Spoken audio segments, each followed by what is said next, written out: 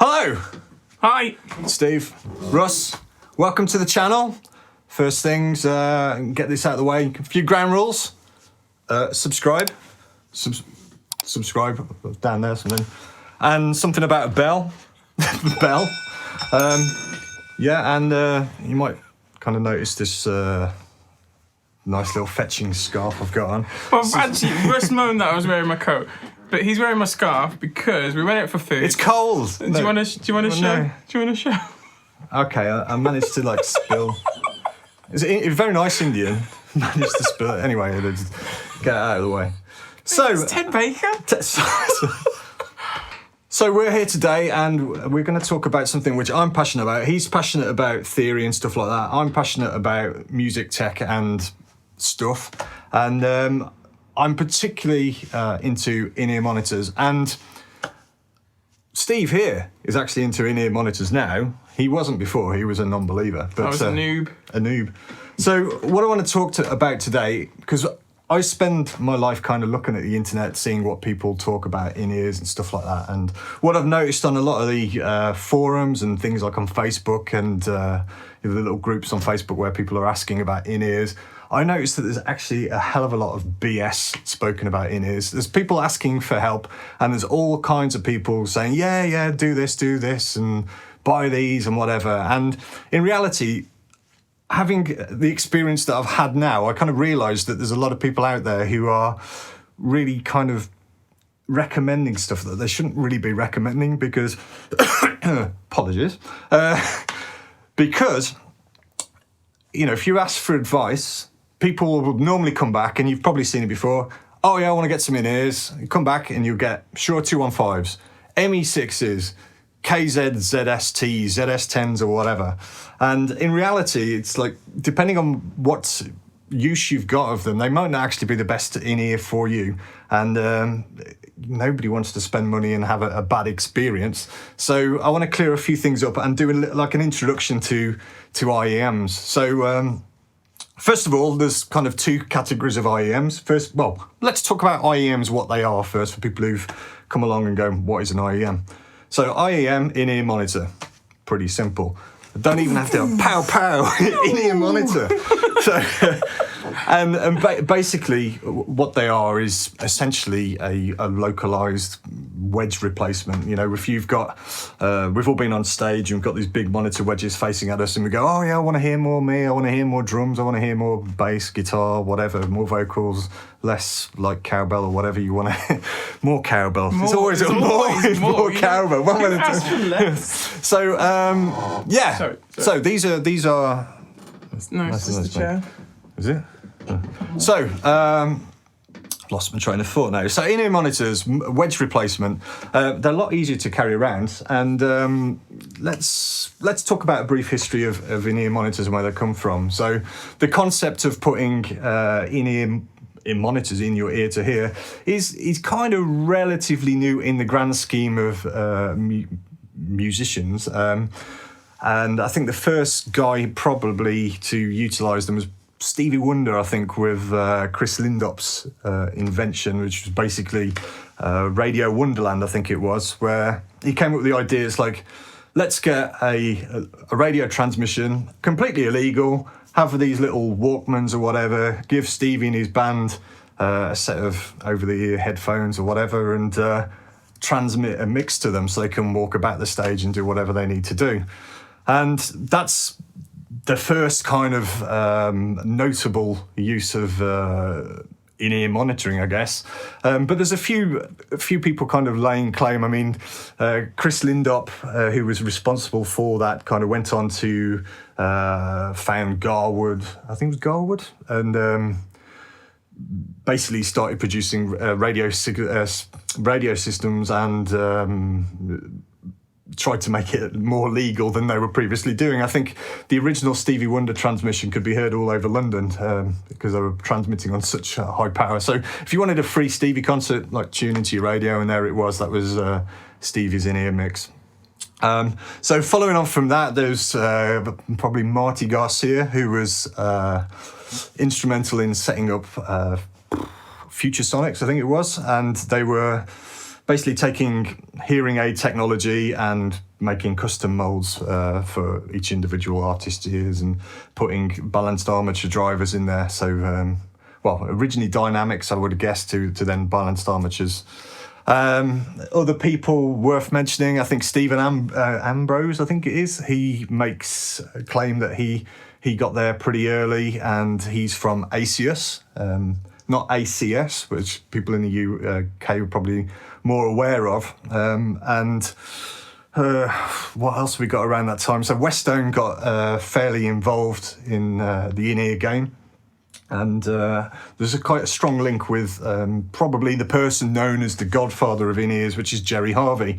Now, if anybody talks about custom in-ear monitors, the name which usually comes up is Ultimate Ears, and Ultimate Ears was the business and the brainchild of Jerry Harvey. He was a monitor engineer and very successful monitor engineer, and still is. And I think the conversation went with some of the artists he was working with. They go, no, yeah, they're great, but they don't actually sound particularly great. And he was the first person to kind of take balanced armatures, which weren't originally used for audio means. I think it was a pacemaker balanced armature, which he put into his dual driver, which was like a treble and a bass. And that was like, wow, how come Jerry Harvey's in-ears sound a lot better than everybody else's? And everybody started to order them, and there you go.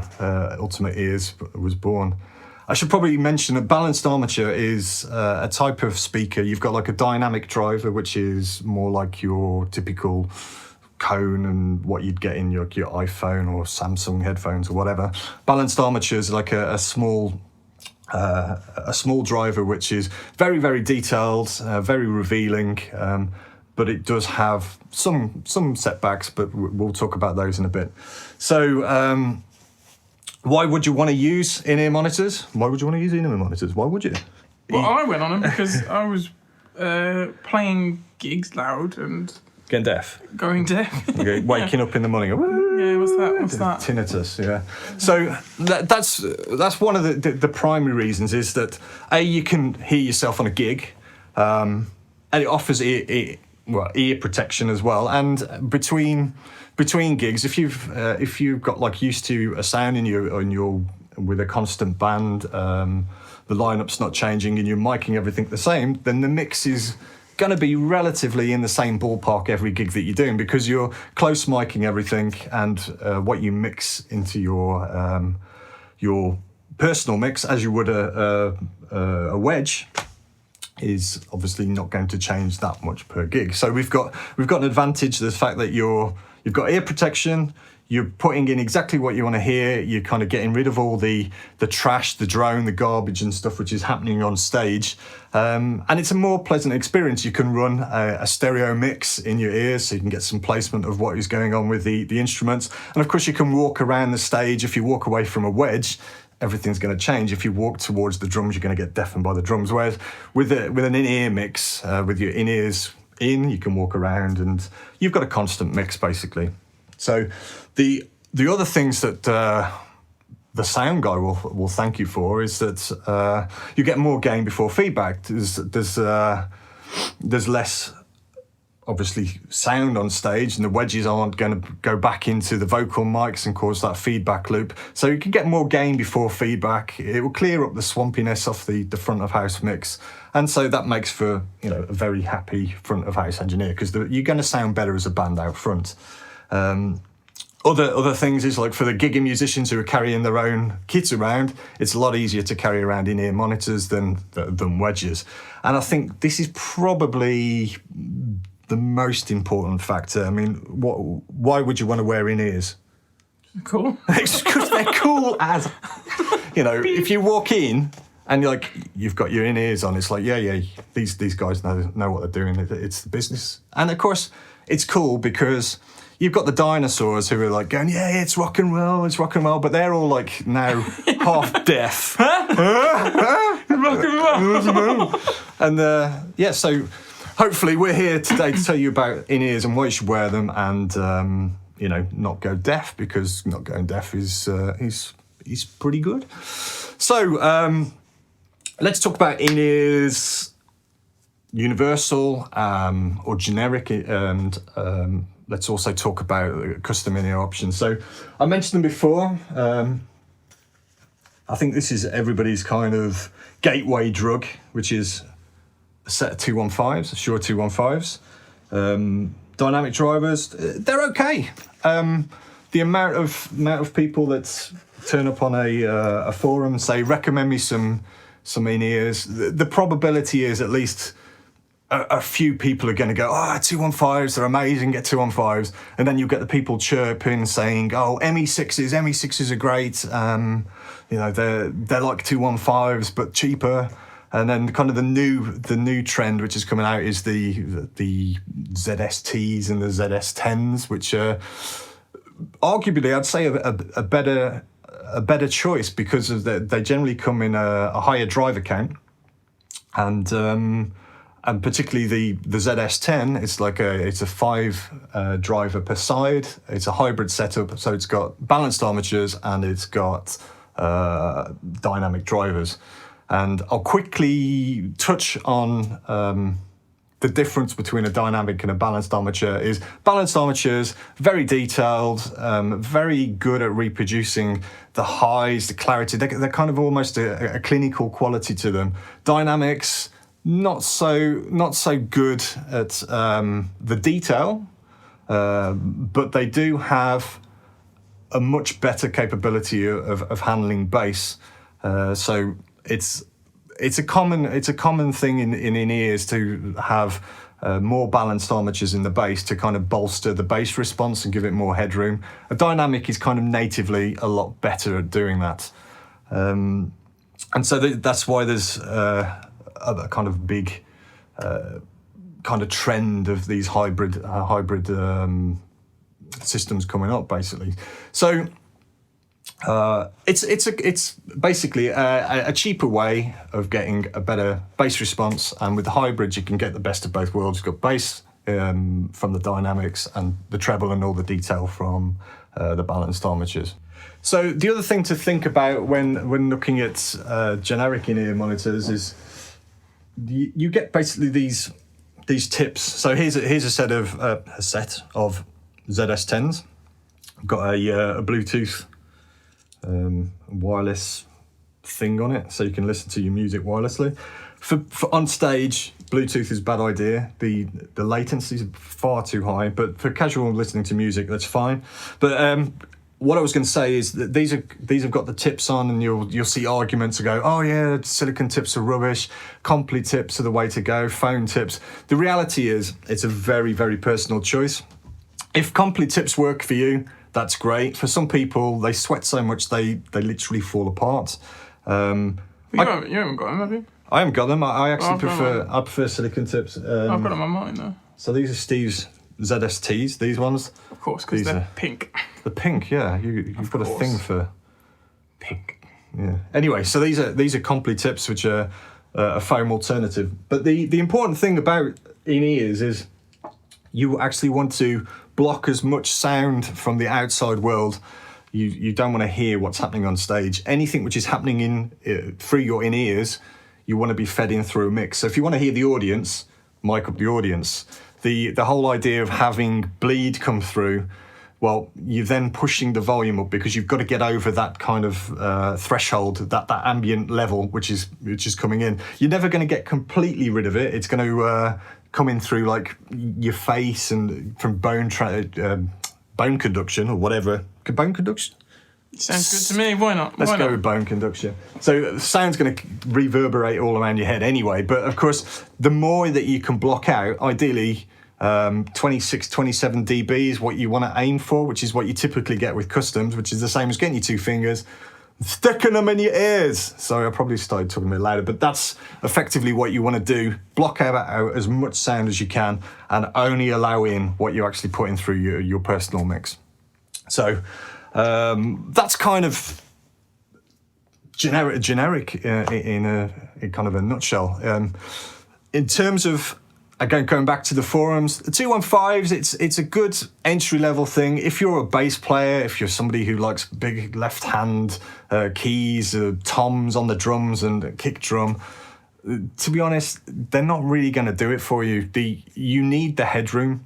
And the reason I say that is that you're working this speaker so hard, it's going to start distorting if you push it too hard. Remember, when you've got a monitor mix, it's not going through the same process, or for most people, it's not going through the same process as going through a piece of commercial music which has been through mastering routine, which has had limiters on it, compressors on it.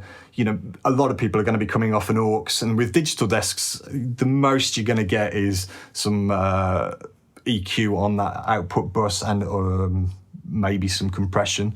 But you're not going to get your bass drum and control over the individual channels just off an aux. You've basically only got control of what's coming out of that monitor feed to you from the aux bus. So again, there's a lot of players in the universal game. You've got people like Shure, Sennheiser, Audio-Technica, AKG. Ultimate Ears are in it with like the UE 900s, and they're kind of, for me, for a musician, they're kind of an introduction. There's a taster of what you could have. As I said, the kind of entry level in-ears will give you an insight, but they won't give you like a wow sound. Any in-ear is basically going to be better than a wedge because you're going to be able to hear your feed better. But the key thing is once you've got your feed, you want to hear it with clarity. You don't want the speakers working too hard. When they work too hard, you then get distortion. And you might even get like more of a saturation, so you don't actually hear the distortion per se, but you get an inaudible distortion, which is actually very fatiguing to your ears. So you might come off stage, even though you might not have like ringing ears or anything like that, you actually feel that your ears are very, very tired, and you hear like the treble being affected, and you just get a tired ears. So by upping the drivers, you're actually upping the headroom. But upping the drivers is not always the answer, and I'll come on to that in a bit. So let's go on to customs now. So some people experience of customs, their first experience of customs are things like these, which are actually these are actually 1964 audio in-ears, and they've got a little gadget on it, which is the Apex system. I'll speak about Apex in a bit as well. But a lot of people have got, like, in the UK, for example, they'll typically get ACS silicone earplugs. But again, it will protect your ears, but it actually affects what you hear. And so if you want to hear yourself louder, you end up pushing the stage volume up through your wedges, and it causes, again, problems for the sound guy. You're uncomfortable because you're not quite hearing what you want to hear, but the plus point is that you're protecting your ears. So there's kind of some good in actually having custom earplugs. I'm not gonna lie, but you can get better. So let's go on to custom in-ears. So custom in-ears, kind of the main players in the world. Well, there's loads of custom in-ear manufacturers all over the world, but I would say the main players, if you're going to look at your Beyoncés of the world and your big rock stars, they're going to be on either Ultimate Ears, UE, Jerry Harvey Audio, or 1964. They appear to be the kind of market leaders in it. There's emerging brands. There's always people playing around, and there's loads and loads of people who are catering for the hi-fi market. Again, Malaysia and the East, they're very, very big into their custom in-ears. But we're talking about monitoring on stages. So, as I say, UE64JH are probably the big leaders worldwide. In the UK, if you're in the UK, you probably hear ACS mentioned a lot. They seem to have quite a big presence. But again, this brings me on to talking about ACS. One of the big differences with ACS with the others that I mentioned is that they're a silicone in-ear. In fact, I've got some here. So these are silicone molds, and they're semi-flexible and fit in my ears perfectly. But then you've also got, these are a set of 64s. These are acrylic. So these are hard. They don't flex. They shouldn't flex because you probably break them if you do. But the argument is, well, you know, silicone is bound to be more comfortable than acrylic. Well, having had both sets, if your acrylic in-ears hurt and they're not as comfortable as silicone, they don't fit properly. Having had both and having worn them on stage for prolonged periods of time, there is no difference in them. My 64s are absolutely perfect. My Jerry Harveys are absolutely perfect, and they're no more or less comfortable than ACS. So that's a bit of a something to watch out for. Going to people on the forums saying, "Oh yeah, you've got to go silicone. You've got to go silicone." It just simply isn't true. So, what else can we talk about? What else can we talk about? Fit, comfort, isolation. No difference in isolation. You're talking 26, 27 versus silicone and acrylic is about the same. You get. I've had a set of carbon fiber layers. They're a bit of a vanity job. They don't offer any greater performance. I think I've been seeing that Jerry Harvey's currently not throwing out literally, but been producing wooden shelled IEMs. Again, a lot of this is down to cosmetics, and that's probably one of the big things of acrylic over silicone. If you're into that sort of thing, the customization for acrylic, you've got artwork and everything is far, far greater than you can achieve on silicone. Silicone, yes, you can get colors, you can get laser imprinted, but not to the detail that you can with acrylic. But you know, again, some of these manufacturers have seen, you know, ends of bullets put in there, diamonds and sparkles. You know, the world's your oyster, but that's generally in the domain of acrylic. So that may or may not influence you. The other thing talking about silicone has a habit to discolor. So if you're like me and you'd like things to remain absolutely perfect, they do tend to yellow. So if you get clear, expect them to go yellow. If you must have silicone, I would recommend that you get them in a smoke. The reason being is that when they do inevitably discolor, they're a lot less obvious than the clears. So what else can we talk about? What else?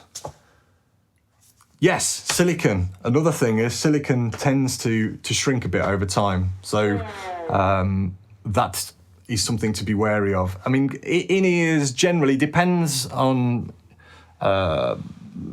things. If you like lose weight or gain weight, or your ear naturally keeps evolving in shape as you grow older. So typically you'd say get 5 years out of a set of in-ears before you might need to start adjusting them by adding little bits of acrylic or whatever. That's a bit more difficult with silicone, and some would argue, well, if they're that old, you probably want to be looking at getting a reshell or a complete new set. But having said that, I know people with sets of in-ears which are I think 10 years old. I spoke to somebody who's 10 years old and they're still a perfect fit. So it all depends on the person, but expect to get 5 years, 4 to 5 years probably is the average. But again, there's always exceptions to that rule. So what else can I say about these in-ears? So so UE 64JH, you might have Googled them. They're all based in the States. Now for us guys that are in the UK, we've actually got some dealers, or you can deal direct with them. And actually the whole argument for saying, oh yeah, we want to buy in-ears local in the UK doesn't really stand, because now the world is a lot smaller. I think the turnaround for each of those manufacturers is, I think currently it might change for a multitude of reasons. A new product come out, but out of the UE64JH running at 10 days to 2 to 3 weeks at most, and warranty job. I've had a warranty job turned around in, I looked in my emails, I think it was 9 days. So it's pretty quick, even though they're on the other side of the world. So they will become, as you probably will attest to, they're such a vital piece of gear. You wouldn't want to be without them, but there's certainly not a reason. Some people go, oh yeah, you want to buy local to you. You may do if you want to support the market or whatever, but there is no reason why you shouldn't buy in-ears from anywhere in the world, because generally if they're geared up for musicians, they know that you're going to have a quick turnaround should anything happen to those in-ears. So before I say anything, the most common failure on an in-ear, an in-ear is generally the cable. And having said that, I've never had... that's actually a lie. I have had cable failures, but only with silicone in-ears, funny enough. My acrylic in-ears, I've never had a cable failure. But again, it depends on the type of person that you are. If you're the type of person who rolls them up in a ball, shoves them in your pocket, sits on them or whatever, you're going to expect some trouble with your cables. So don't do it. Don't do it. It's bad. Listen to Steve. Steve doesn't do it. Go on easy. You can't shoot him off. So... we've talked about impressions, so you probably want to know about how do you get these fabled impressions. You want to know, don't you? Yes, tell me. Well, you should know because you've had them. So Tell anyway, me again. for people that don't know, let's talk about ear impressions and how you get them. So you've decided that you're going to go for a custom in-ear monitor. What do you get? Well, yeah, we've decided I want this, fancy triple driver, quad driver, whatever. You'll need an in-ear impression, and this is basically quite a cool feeling, actually. It's you get a load of silicone squirted into your ear, and you wait for it to set, and it's like pulling the biggest bogey out of your ear. It's an amazing feeling. It's a little daunting, though, because I was scared for a second, because it's just like, what? What? Literally, like, you see two people talking to you, just like... You can't hear anything. Okay, It's like, no. So, yeah. So there's people go, oh, I don't want stuff squirting in my ears. So here's the important thing. Before you have anything put into your ears, if they're not using, whoever's taking your impression, if they're not using a little gauze kind of on a string, that gets pushed into your ear. If you don't have one, you'd be very worried, because what that does, that gets pushed into your ear, and when your ear is pumped full of silicone, it actually prevents it from going too deep. And what is also very, very important, and it really upsets me when I see photographs of people getting their new in-ears, it is very, very important that when you have your in-ears impressions taken, that whoever's taking your in-ear impressions, make sure that you use a bite block. Now, a bite block, if you don't use one, the likelihood of you getting a good fit is very low.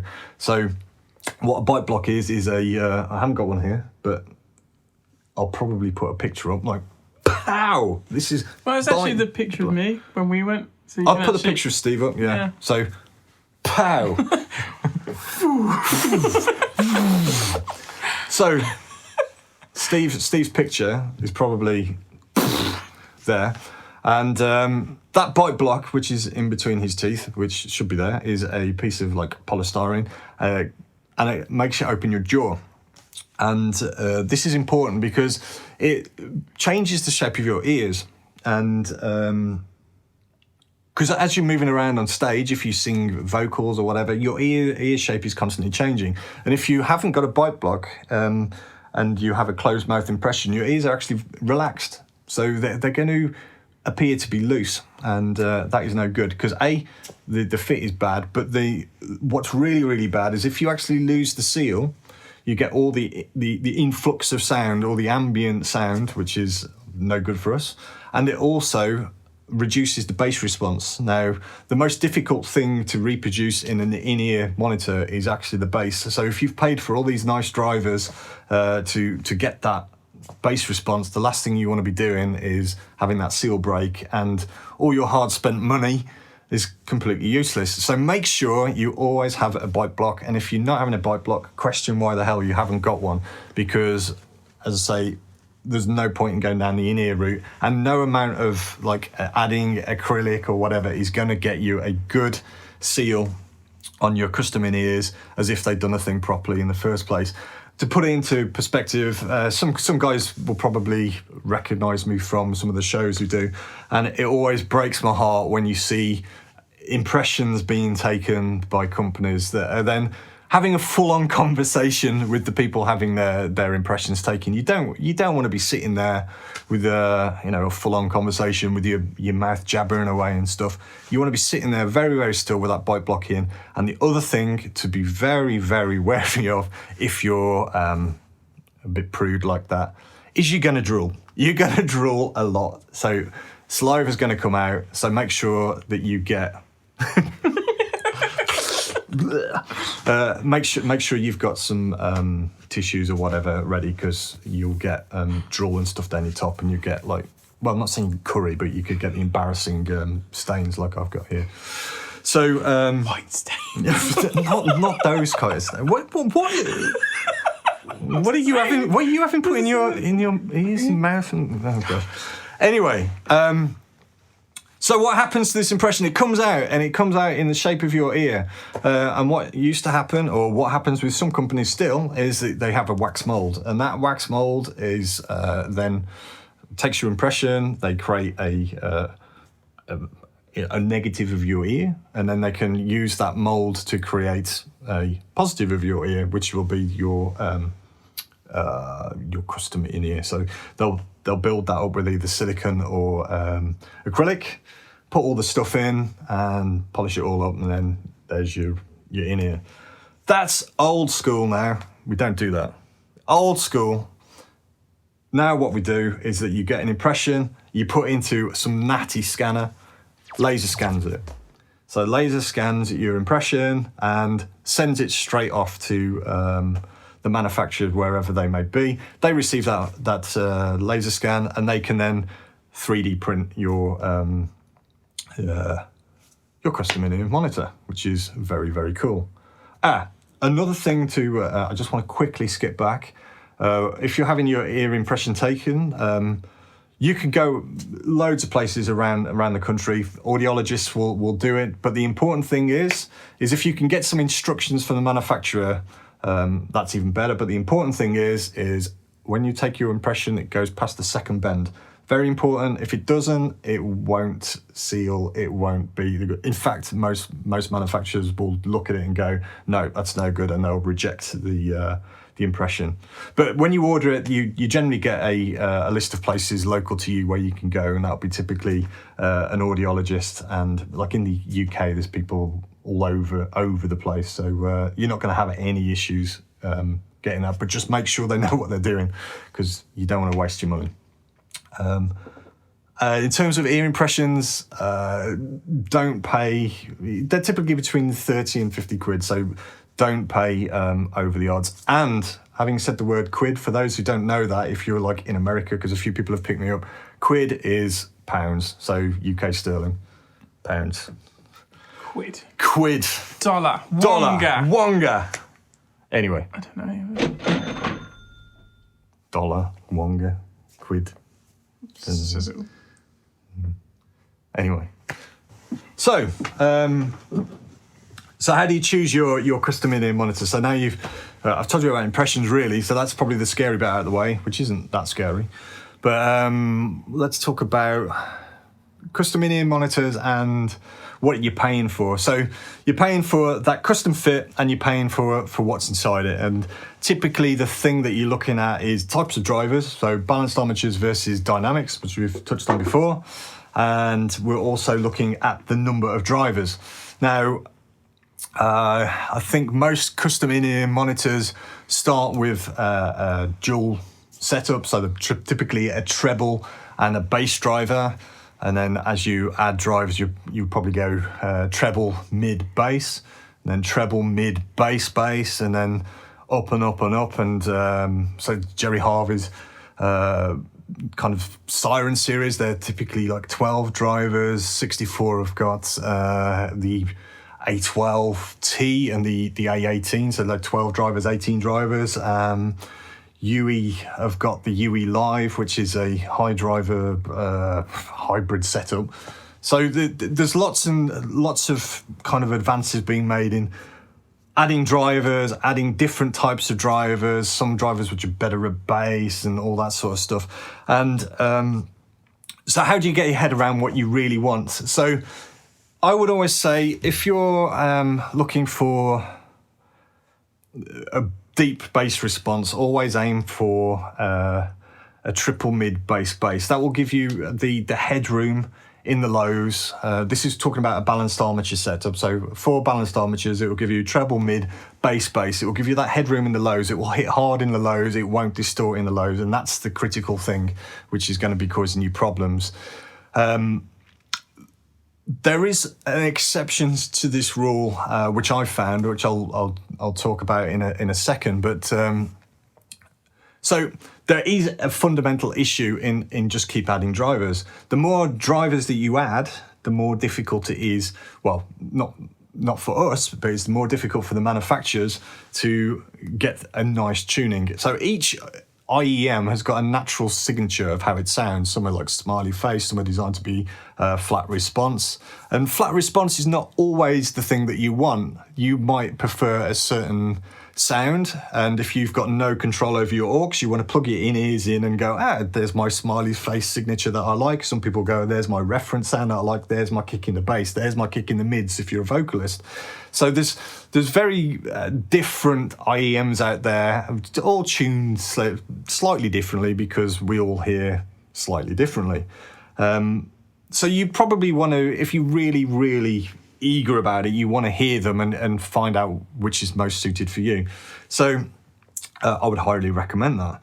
But in reality, if you buy any in-ear from the big guys, they're going to be good. And unless you're doing a blind test, realistically, you're not going to be able to tell the difference. It's just nice if you've got the ability to listen to them side by side. You go, yep, that's kind of the one that I favour. It's got a slightly different quality to the bass, or it's got slightly warmer mids or whatever. So I would recommend, if you're in the market for testing them out, go somewhere where you can A/B them, because it might be only a little amount, but you know that you're doing the right thing basically, and you're confident in what you're buying.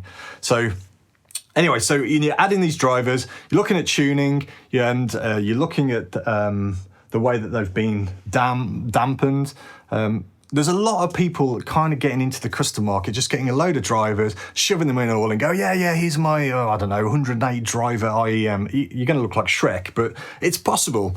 But the hard thing is getting these drivers all to be in phase. If they're not, coherent, you're going to get all phase cancellation. It's going to sound all like phasey underwater, and it's not cool sound. So these guys have manufactured these, are scoping them to be the sound signature that they want, and it's a pleasant sound signature.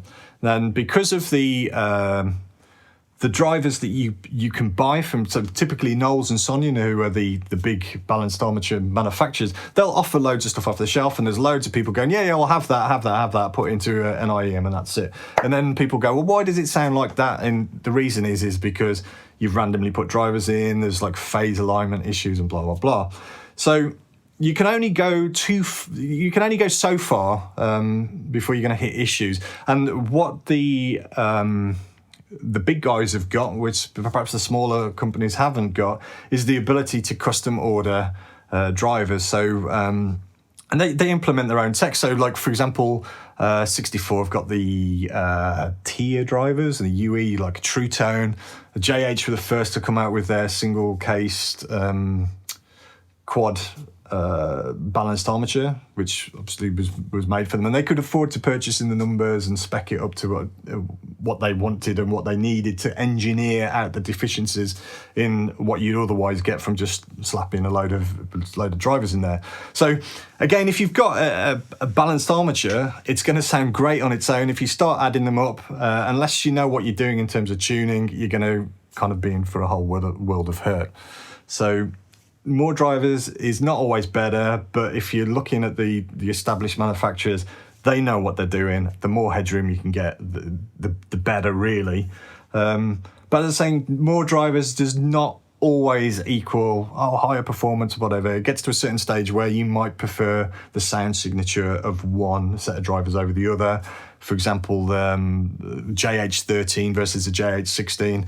You're going to go with the JH16 if you're like a bass junkie, and some people prefer like the more sedate bass of the JH13.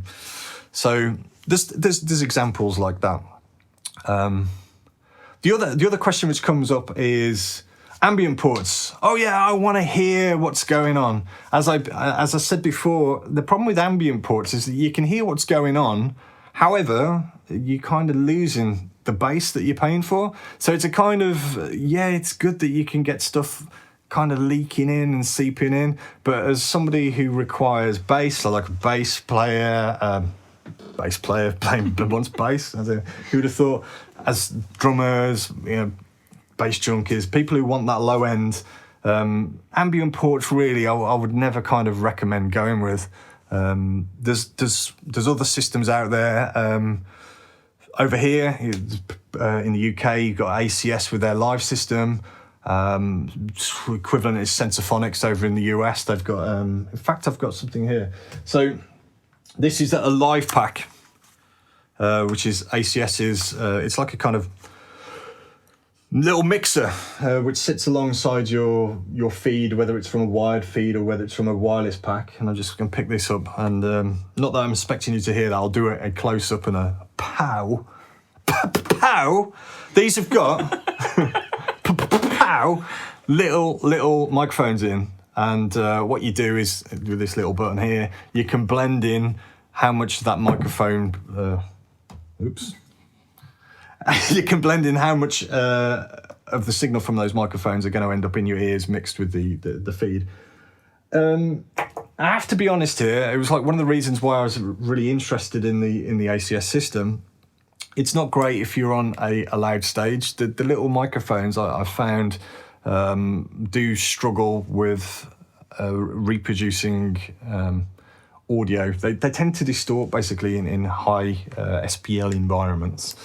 But I remember, bizarrely enough, having a direct conversation with Keith Chegwin, God bless his soul, on Twitter. And he'd picked one of these up, and he was working in Panto, I believe. And he thought it was great. And I would imagine if you're somebody that is singing in the West End, something like this system or something like the Sensophonic system is going to be absolutely killer for you. Would I recommend it for somebody in a rock band? Probably not. But you just choose what your application is, and you know what your application is. Choose wisely, basically, and choose the system which is fit for you. So in terms of getting ambient in, there's this whole ambient anxiety. I must have ambient sound, ambient sound. If you want ambient sound, like I said, everything that you want to hear in your in-ears should be piped in via a mix. So if you want to hear the audience, if you want to hear, the sound of the room, mic it up, put it in your mix, put it into your monitor mix. Don't send it out to the front of the house. That will put the space and the room, the feeling of the ambient surrounding back into your mix. Probably worth mentioning, works better if it's in stereo. So I would always kind of recommend a stereo mix over a mono mix, because it's boss. You play with a stereo mix, it's boss. Yes, it's boss. So what else can we talk about? So we've got So with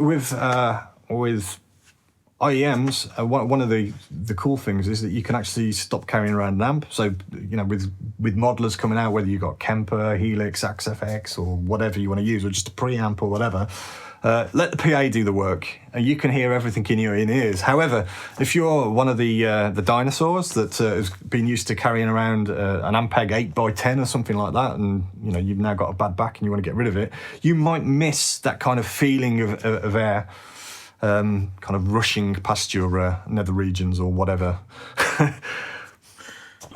Yeah. Anyway, so there is various things you can do. Porter and Davis, drummers are probably aware of the kind of the thrones that they do, which kind of you put a signal into it, it responds to the bass, it shakes the drum stool or drum throne or whatever you want to call it. There's equivalents for people who haven't got the luxury of being behind a drum kit. KT platform, that's also Porter & Davis, Ike baseboard, which is a similar sort of concept, which are basically boards that you stand on, it vibrates, you get the feeling of bass and lots of air kind of moving your body. Very, very effective, tend to be quite expensive, but I think they're really good, and they're good fun, and they do actually make it sound like you're standing in a massive rock concert, even if your stage is absolutely silent.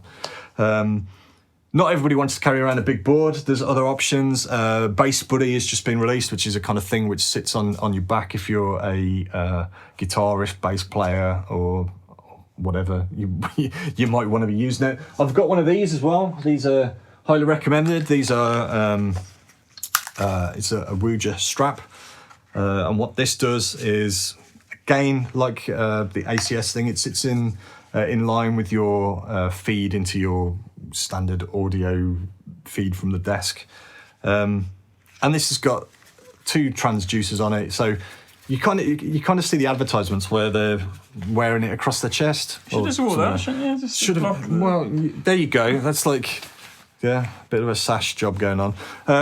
So you kind of see it advertised like that to kind of go into your chest. So this goes on the front, this goes on the back, and you feel that sensation going through your body. I personally think it's better on your waist, so you get that feeling through your nether regions, I guess. But you're sick. But yeah, again, very, very good fun. Even better fun on your own. Maybe. So my friend told me. So some friend told me. So yeah, I guess we should kind of get onto other things. In-ear care, keep them clean. So after every single use, give them a wipe down. Sometimes just like wipe them down with a cloth just to make sure you get the wax off the outside of them. If you suffer with ear infections, I'm particularly worried about that. Something like an antiseptic wipe is going to do you the world of good. That's going to keep the nasties at bay. After every gig, make sure inside of an in-ear monitor, there's tubes which go down to the balanced armature, and in some cases, like the new 64, there's like a kind of gauze which protects the tubes. But having said that, it's like you still need to keep them free of wax, because if the wax gets in the gauze, it's going to stop wax getting into the drivers, but you're still going to clog up the gauze itself. Keep the wax out the tubes. If you can't get them out the tube, in fact, let me show you this. In fact, where has it gone? Here we go.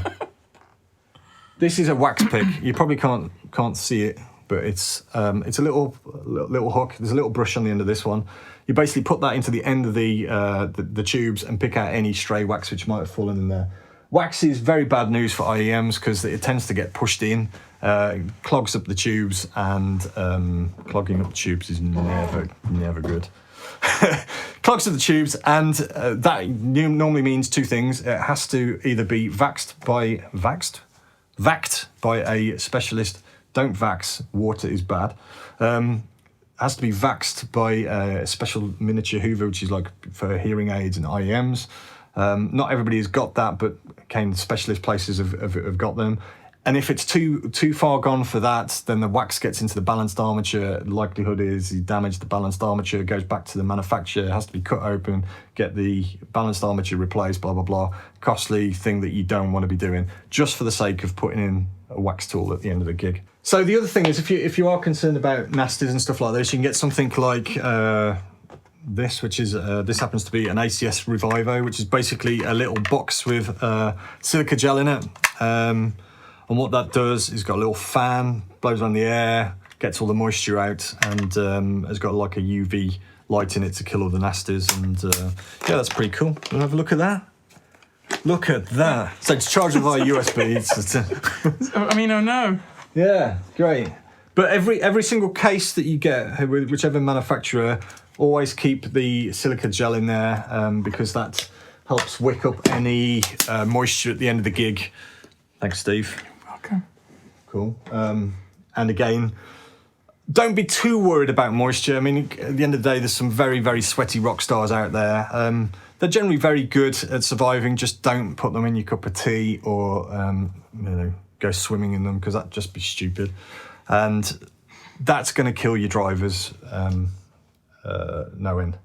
Now, let's go back to where we was talking about an exception to the rule on quad drivers. So Steve here, Steve has actually got some in-ears after many years of me nagging him to get some in-ears. Here's Steve's ultimate ears, and they're in a very sassy colour. It's the first set of, I think they're lilac, aren't they? First set of lilac ones that I've seen. And these are pretty boss, actually, because these are UE6s. And I was talking about treble, mid, bass. These are actually treble, mid, bass. So they're a triple driver. See that as well? Look. Personalised. You can't stay out of focus. It says his name on the box, and like it says my name on this box. It's like, that's the cool thing. I mean, these guys will even I don't know about you actually, but it's like 64. They'll even customise your box. You customise your box, boom, and Jerry Harvey, he's got boxes which are carbon fibre and all that sort of stuff. All that's big market for whatever you want. Some of these places will go above and beyond to satisfy your requirements. So, Steve, show us your toys. So, UE6s, as I was saying, treble, mid, bass. And the difference between them is that they're a hybrid design. So they've got dynamic drivers and they've got a balanced armature in the high. So why is this good? Well, you've got the extra bass response and headroom from the dynamic. So there's no need to double it up like you would with a quad, balanced armature. The mid-range has got a warm timbre to it. Timbre, is that the word? It's a good word, that. So some of the guys that complain about, oh, well, the mids seem quite thin, or, they're a bit cold sounding or whatever, dynamic driver might be the answer for you. But where you want all the air and the sparkle and the detail, balanced armature. And that balanced armature in there it's a unique piece, this UE6, because it offers the bass response, it's got the headroom, it's got the detail, and it's got a very competitive price tag. So it's what is it, about 2/3 the price of basically the competing quads from the other manufacturers. And currently, there's no other triple hybrid like it. So it's a good piece of kit to have. What else can we talk about? These UE6s, they've got... Well, a boss colour. That's the most important thing. That's what I was saying. Wow! The most important thing is the customisation of these things. And they're pretty cool. You're not going to lose them. You're not going to not see them on stage. You can get flesh colour ones. Don't do that, because that's really weird. It makes you look like a hearing aids. Yeah, it's like a hearing aid. It's not cool. Be brave. Just get some chrome ones or purple, lilac, or pink, or sparkly, or clear. anything but mannequin. Because that's just weird. So, what else can we say? Oh yeah, cables. This is another cool thing to remember. Don't just order a cable going, I really need a long cable, because don't be one of those clowns that walks around on stage. It's not about size. It's not. It's about being appropriately sized for the job. Nobody likes too long cable. No. So when you're sitting down, like through the drummer, you might want to lay your cable out and put it into your mixer, and you're going to need a longer cable to do that. Or you could potentially say, right, do you know what? I'm going to have a short cable and use a headphone extension. But don't be one of those clowns on stage that, if you're a guitarist playing a guitar and then you've got like blooming cable hanging around your kneecaps, it just looks stupid. And you know what? Somebody's gonna catch it, and you're gonna rip these things out of your ears, and that's not cool. Not when they're expensive. Cable is the most likely thing to break. So, buy the right size cable. Other things, I don't know if I touched on this earlier. So this is what happens when you ramble on. Black cables, kind of standard. You might go for kind of white, silverish coloured cables. They look cool. Be careful though, because some brands of cable will discolour and look green. That's not so cool if you don't want a green cable. In fact, Do you want to show them? Yeah, your 215s, they look like they're- grubby. They're the proper grubby. They're in the case. Are they? Yeah. So, Steve, I'll let you show the grubby cables. Sorry. But yeah, basically what I say is buy the right in-ear monitors. Hopefully what I've said has kind of convinced you that you should, really look into what you're buying. Look at driver count, look at who's manufacturing them, bearing in mind that the manufacturers, a lot of them have spec'd the drivers. They're not just taking random drivers on. Phase coherence is in check. And they know what they're doing. The bigger companies are really, really on it. And don't buy a naff set of in-ears, because the amount of people that said to me, "Oh, I've tried in-ears and they're rubbish." And it's like, yeah, but what have you really tried? If your benchmark is a 215 and you're recommending 215s and saying that they're end game, you haven't really experienced what IEMs can do for you, have they, Steve? As a previous 215 user, previous. That was my first. Your first love. My first, and then. Well, yeah. I mean, for me, I've had the 215s. I always call them the wrong thing. What are they actually called? ZSTs. Yeah. And good colour as well. Thank you. Brown cable. I personally prefer the ZSTs over the 215s. Over the 215s. I just thought they was clearer. I'm not saying they're bad, so sure, please don't sue me. I'm not saying they're bad. I still use these, to be honest.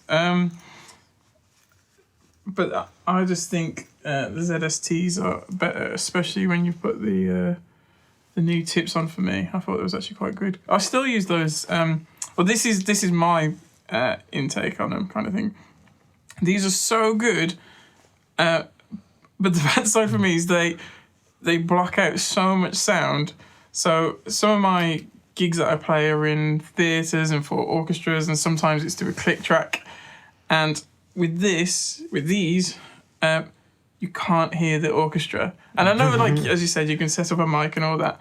But you're not in control of that, are you? No, I mean, somebody else is doing your sound. Yeah. So when that does happen, I do actually play with those, because it's kind of weirdly, because they don't fit as well. you can hear more. Yeah.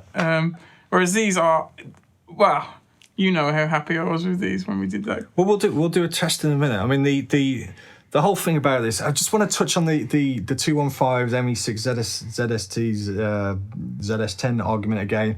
The 215s, probably sonically, being a single driver, they're going to be in phase. The ZSTs and certainly the ZS10s have got something very funky going in the top end. That's not to say that they're bad. In fact, for a musician's on-stage monitor, I would say, do you know what? I'd take that not being quite the sound that I want to hear. Some people love them. I'd say I think there's something not quite right in the top end. But I still use them, and I would still use them because they're better than wedges. And I would rather have the headroom that a ZS10 provides than, say, a single driver generic. So there is probably worth mentioning, just because you've got a generic, as I've said, the ZS10s is a 5 driver. You've got like the UE900s, which is a quad treble mid bass. So if you don't want to kind of step into that custom in-ear market yet, there's still very good generics available to you. But realistically, if you want to really commit to getting the best out of it, custom, because of the fit and because of the level of isolation, you're not working those drivers as hard, you don't have to turn the volume as much up, and you're not getting that inherent distortion that you get when you're pushing drivers too hard. It all adds for a better sound. I mean, I remember doing the first Steve? What? I didn't do the when first was Steve. This? The first gig, when Steve got his UE6s, we played in a band together, and I think after about 20 seconds, he was just like, yeah. Happy. If he hadn't been more careful, I would have been chiseling him off the stage. He was like, oh my God. So, yeah, very happy. So, I think before we wind it up, just to prove it, I'm going to put my in-ears in. Steve's going to put in-ears in.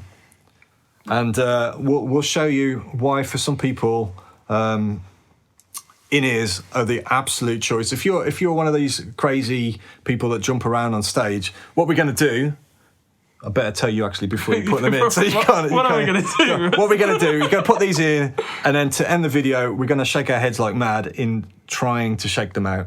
So don't embarrass me and don't make them fall out. Okay, that one's. But if you put them in, you can see here, perfect fit.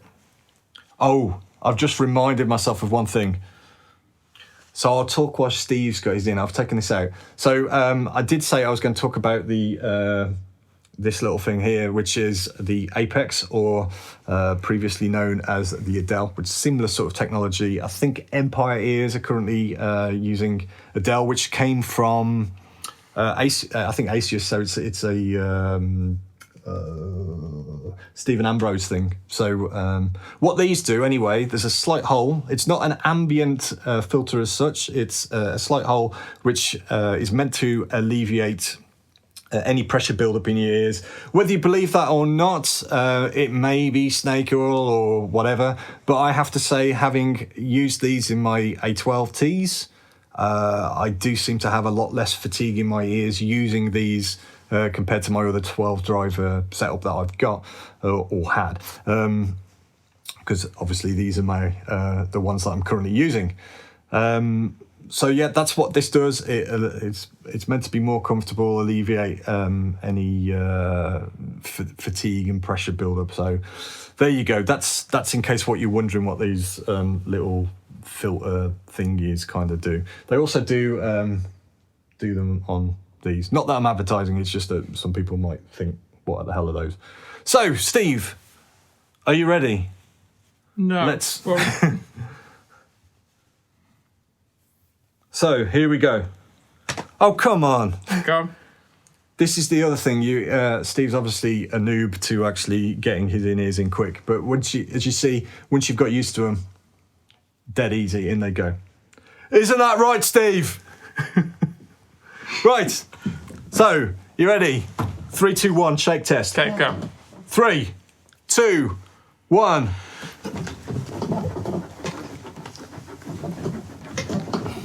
These are not going to fall out. You did what? I feel quite ill now. So, anyway, that kind of concludes what we're going to say about in-ears this time round.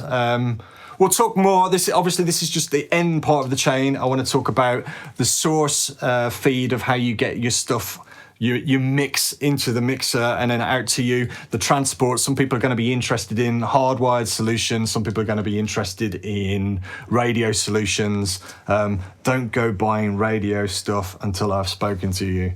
Very important. But that's it for now, unless Steve wants to add any more wisdom, knowledge.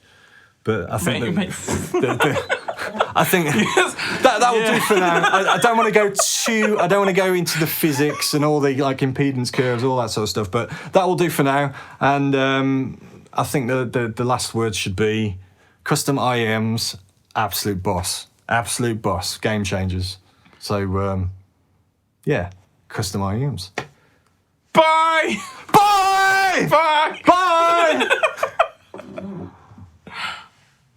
Got there. Yeah, that was good.